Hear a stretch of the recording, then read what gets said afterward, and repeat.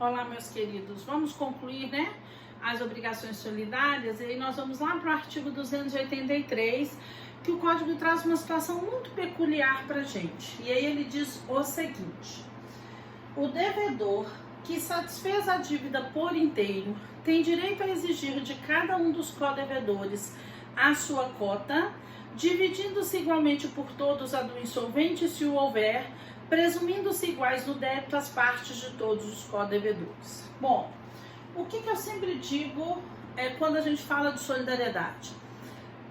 Solidariedade é sempre uma divisão de responsabilidade, não de prejuízo. A lei criou a solidariedade para dizer você é solidário com o outro sujeito, ou seja, vocês dividem a responsabilidade. Não quer dizer que ser solidário é falar você passa a ser responsável por tudo e qualquer coisa, você passa a sofrer prejuízo. Não é essa a intenção da lei. A lei aumenta a responsabilidade do solidário, mas ela cuida do solidário. E aí, sempre eu repito isso, solidariedade é a divisão de responsabilidade, nunca de prejuízo, exceto na situação do artigo 283. E aí vamos entender isso. Vamos dizer que eu tenho aqui a seguinte situação: B, C e D, devedores solidários de A, numa dívida que consiste no pagamento de R$3.000. O que até aqui nós sabemos? Que o credor A vai poder cobrar a totalidade de qualquer devedor. Vamos dizer que o D pague a totalidade.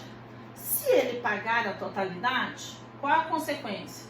Dívida de B, C e D frente ao A está extinta, e aquele que paga a totalidade tem o direito de cobrar dos demais regressivamente a sua parte. Vai cobrar 1.000 de B, vai cobrar 1.000 de C, porque 1.000 seria a cota interna dele. Uma observação: você na solidariedade, você não se subroga.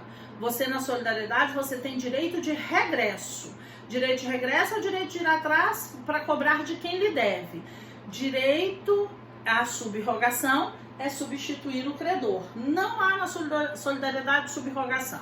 Bom, essa é a situação que nós já sabemos. Mas aí vamos mudar nosso cenário. Vamos dizer que este devedor D aqui foi declarado judicialmente insolvente. Quando ele é declarado insolvente, ele deixou de ser solidário? Não. Deixou de ser devedor? Não. A declaração de insolvência, ela só incorre na possibilidade de talvez o credor não receber. Porque o credor A, para cobrar do insolvente, vai ter que se habilitar aqui em concurso de credores. Então, talvez ele nunca consiga receber. Bom, isso é uma grande preocupação do credor A? Não. Ele tem os demais solidários. Vamos dizer que seja essa a hipótese. Ele não quis se habilitar em concurso de credores. E aí ele resolveu cobrar de B, que foi lá e desembolsou R$3.000, pagou a dívida para o A. Quer dizer que a dívida de B, C e D frente ao A está extinta. Resta a gente analisar a situação interna, a relação interna, que é a que o artigo 283 nos traz. E aí nós sabemos que aquele que paga a totalidade cobra dos demais. Dos R$3.000 pagos, B assume 1.000, cobra 1.000 de C e os outros R$1.000 ele cobraria de D. Só que o legislador virou e falou assim: não, peraí. Para o B cobrar de D, ele vai ter que se habilitar em concurso de credores. E ele o B, credor pirografário. Provavelmente ele não conseguirá receber. É possível que receba? Claro que é. Mas o mais provável é que não consiga receber. Se ele não receber, que é a hipótese que o Código trabalha, é prejuízo. Aí vem o Código e reforça aquilo que eu falei. Solidariedade é divisão de responsabilidade, não de prejuízo. Mas como aqui o legislador considera que o prejuízo é certo para o devedor B, então o que ele resolveu fazer? Minimizar, contemporizar esse prejuízo. De que maneira ele faz isso? Determinando que a cota do insolvente será repartida, rateada igualmente entre todos os outros devedores. Então a cota do insolvente é de R$1.000. Esses R$1.000 serão assumidos R$500 pelo B, R$500 pelo C. Pronto. Isso quer dizer o quê? Que B e C podem se habilitar em concurso de credores para receberem de D? Podem, e talvez consigam. Se receberem, maravilha. Ninguém sofreu prejuízo. Mas talvez eles nunca consigam. E se eles não conseguirem, qual é a consequência? É prejuízo? É prejuízo, mas pelo menos um prejuízo minimizado, porque ele foi dividido, foi repartido. Essa é a determinação do 283, ok? Aí vem o artigo 284 e fala o seguinte pra gente.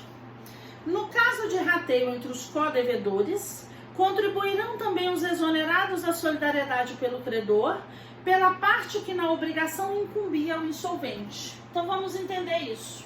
Eu continuo, né, no mesmo raciocínio, só que agora nós vamos mudar o nosso número de sujeitos aqui. Vamos considerar o seguinte. Eu tenho aqui A, credor de 4 devedores solidários.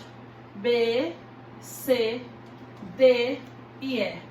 Numa dívida que consiste no pagamento da quantia de R$4.000. O que nós sabemos? Se são devedores solidários, credor A vai poder cobrar a totalidade de qualquer um deles no vencimento. Mas aí, antes do vencimento, credor A chega para este devedor E e falou assim: eu vou renunciar à sua solidariedade. Lembrando que a renúncia é um ato unilateral, neste caso exclusivo do credor. Quando ele renuncia à solidariedade, o E deixou de ser devedor? Não. Só deixou de ser solidário. Então quer dizer que ele vai responder por 1/4 da dívida, que corresponde a R$1.000.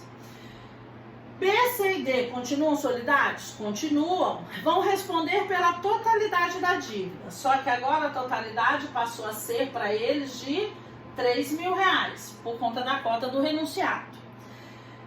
Só que aí, antes do vencimento, este devedor D aqui foi declarado judicialmente insolvente. E aí vamos lá. Deixou de ser solidário? Não. Deixou de ser devedor? Não. Só que o credor A, para cobrar dele, tem que se habilitar em concurso de credores. O credor A não quis perder tempo com isso. No vencimento, o que o A fez? Veio aqui, cobrou de E R$1.000, o E pagou os R$1.000. Então, dívida de E frente ao A está extinta. Sobrou a quantia de R$3.000 que ele resolveu cobrar de B, que por sua vez desembolsou os R$3.000, pagou para o A. Então, dívida de B, C e D frente ao A está extinta. Pronto, ninguém deve ao A. O que nós vamos analisar? Relação interna. O que nós sabemos? Aquele que paga a totalidade, que é o B, tem direito de cobrar regressivamente dos demais a sua parte. Então tá, B assumiu R$1.000, vai cobrar R$1.000 de C e iria cobrar R$1.000 de D. Por que eu digo iria? Porque o D é insolvente. Se ele é insolvente, o que nós sabemos? A cota do insolvente, acabamos de ver isso no artigo 283, será rateada entre todos os outros solidários. Só que quem é solidário aqui?